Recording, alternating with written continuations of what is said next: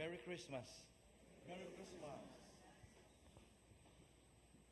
Dihay usa ka pamilya makigsuunan nga nagbiyahe nya uway tingganay kay nagkalalis dai sila. Heated discussion mao to nga imbis ang asawa mo imutapad sa iyang bana nga nag-drive dira sa front seat, ang iyang anak, ilang bugtong anak mo gipalingkod niya ang asawa dito sa loyo. Hilom kay sila. Hangtod nga nahunong kay dihay abiriya dito gidapit sa lugar makigsunan nga naay mga ad sa baboy. Hilom man kaayo, nangita jud bikil ang asawa niingon dayon. Dong, pangutana ako ng imong amahan diha. Imo ha, pangutana ng imong amahan diha. Kung kining mga kanay nasad kung iya ba ng mga parente. Ngita jud bikil, di ba? Wala mo tingog ang anak. Pero ang bana, wa palabya ang maong komentaryo. Miingon dayon, Dong, ingna imong mamas loyo, di na ako na parente, ako ng mga in-laws. Makigsuon ng typical nga sitwasyon sa tawhanon nga banay.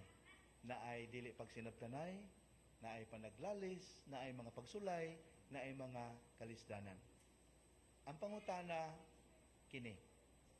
Sanglit ang banay ni Maria, Jose, ug Hesus sa Nazaret, hingpit man, perfect.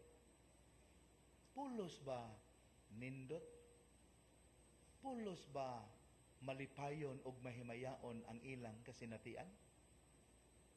Immune ba sila sa mga kalisdanan o pagsulay? Kay perfect ba sila?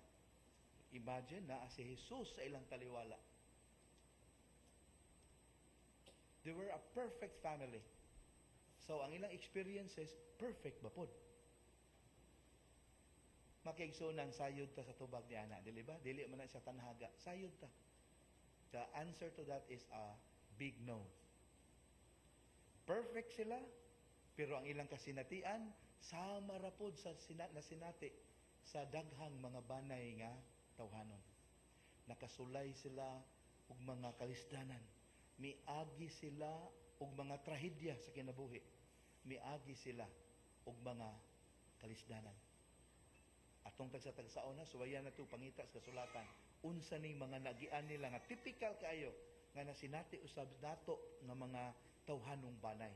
Sakop sa tawhanong banay.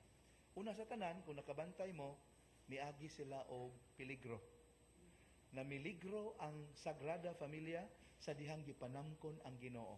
Nganuman, kay gipanangkon ang Ginoo sa panahon nga si Maria ug si Jose wala pa kasal. Nya niadtong panahon na sayod na ta, istrikto kaayo ang balaod sa moralidad. Big no-no ang pagmabdos outside wedlock. So namiligro na daan sila. Namiligro ang balaan nga banay sa dihang gipakataw ang Ginoo. Ngano man, dihay buangon nga nangita kaniya aron patyon kinsa si Herodes. Nawa, bago pa intang nataw, gipangita na patyonon ang Ginoo. Bago pang nataw. Unya namiligro pa gyud sila sa dihang mi-instruct ang anghel ngadto kang Jose. Bangon ug dad-a ang imong asawa o ang imong anak ngadto sa Ehipto. Kagyaw mo dito aron maluwas mo sa massacre nga gipahigayon karon ni Herodes.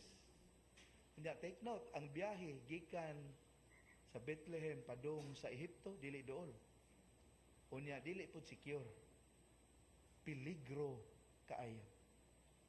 Namiligro pod ang Sagrada Familia, bisag sagrada sila. Di ba na panahon mamiligro sa ta? Nga itong banay? Daghang risks. Daghang mga kalisdanan nga itong magian. So, dili sila immune sa danger. Ikaduha, makigsuunan, giintriga usab sila. Nakasuway po sila chismis-chismis. Biktima po sila sa marites. Nakaingon ko niya na. Tungod kay nagiintriga sila, niabot sa punto nga mismo gani si San Jose gaplano nga buwagan si Maria. Di na niya maantos ang istorya-istorya, mga tabi-tabi. Tungod kay giintriga sila, tanawa, sa Ebanghelyo ni San Marcos, ang tawag sa mga tao kang Kristo dili son of Joseph, kundili son of Mary. And that is very revelatory. Nga naman, sa panahon sa atong Ginoo, ang tanang anak, tawgon yun nga anak sa ilang amahan. Bar Jonah, son of Jonah. Bartimaeus, son of Timaeus. Anak yun. Tanang anak, tawgon yun anak sa ilang amahan. Kay patriarchal man ang society. Dili anak sa ilang inahan. Pero tanawa sa Ebanghelyo ni Marcos, son of Mary. Sa ato pa tabi-tabi lagi nga, di na anak Jose. Ambot, kasi amahan anak. So, tawgon ta na siya, son of Mary. Oh, na-intriga. Tanawa. Di ba kita usab, masugambak man tag mga intriga, nga magkagubo ta, manag-away ta, magkaguliyang ta, tungod sa intriga? The Holy Family was not immune to that. Bisan pa o sagrada ang ilang banay. Ikatulo makaigsuunan, nakasinati usab ang Sagrada Familia o kakabos. Kabos in town to sila. Sample, asa na tao ang Ginoo? Maternity hospital? Dili, oy. Pasungan. Sa dihang mihalad sila ngadto sa templo, unsay gihalad nila?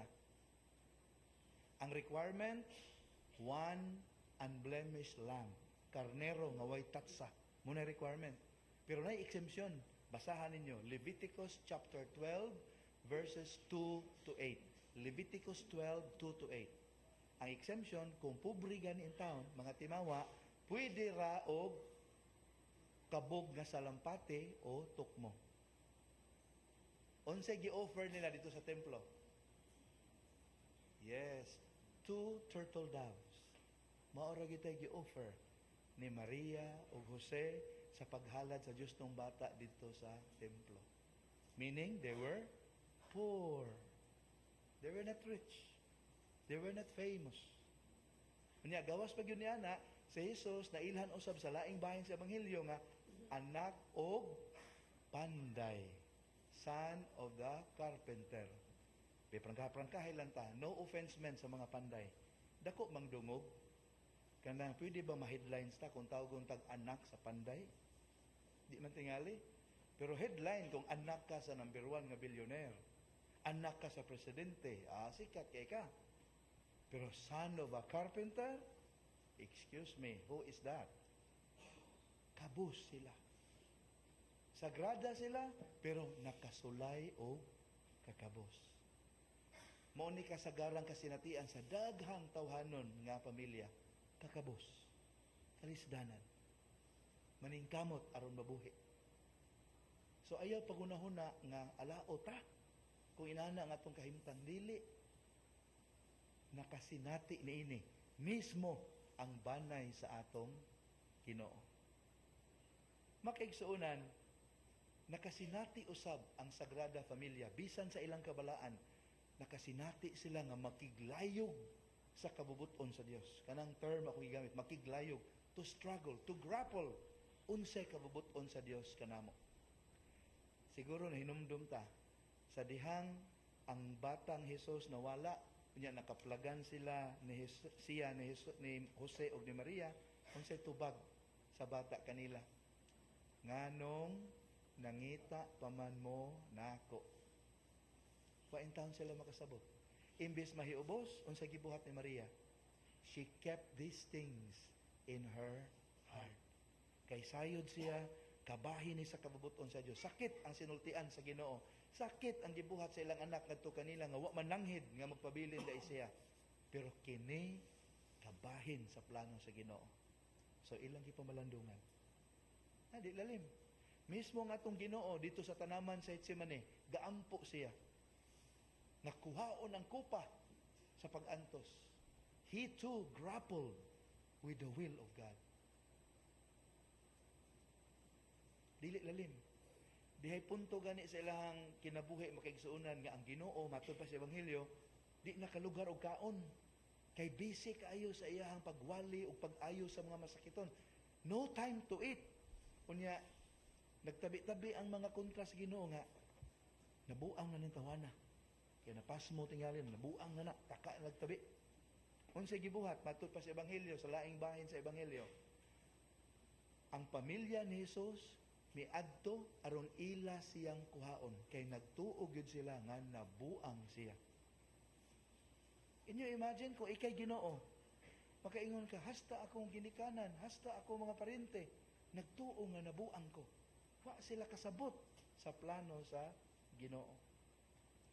Sacred ang banay ni Jesus, Maria o Jose, apan they too grappled with the will of God.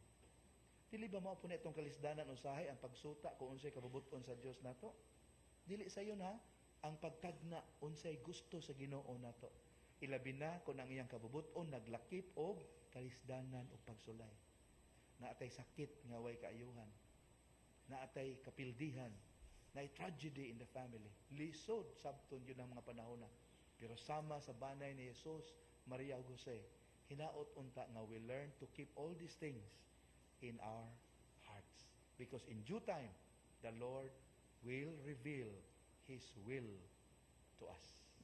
Mao na nga sa atong pagpadayon ning santos nga misa makigsunan, atong hangyoon ang Ginoo.